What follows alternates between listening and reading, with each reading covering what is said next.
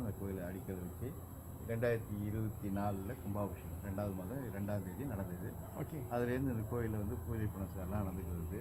ஒவ்வொரு ஞாயிற்றுக்கிழமையும் வந்து சூரிய பகவானுக்கு அபிஷேகம் பண்ணி பூஜை பண்ணுவாங்க 10 மணிக்கு காலையில். சந்திர பகவானுக்கும் அதே போல தான். அப்புறம் மாத பௌர்ணமி வரும், பிரதோஷ கால பூஜை பண்ணுவாங்க. அப்புறம் சிவராத்திரி, மாத சிவராத்திரி செய்வாங்க. Very good very good. அப்புறம் சஷ்டி செய்வாங்க முருகனுக்கு, ஏன்னா பின்னால முருகன் சன்னதி இருக்காங்களா? Okay okay. ஆறுமுக சுவாமியா இருக்காரு. Very good very good. சஷ்டி பூஜை நடக்கும். எக்ஸலென்ட். அப்புறம் அஷ்டமிக்கு வந்து ஸ்ரீ முனீஸ்வரருக்கு, இவருக்கு வளர்பிறை அஷ்டமிக்கு வந்து இவருக்கு ஒரு பூஜை நடக்கும் இருக்காரு. ஓகே. அப்புறம் தேய்பிறை அஷ்டமியில வந்து நம்ம பைரவருக்கு, சொர்ணாகிருஷ்ண பைரவருக்கு பூஜை நடக்கும். சூப்பர்.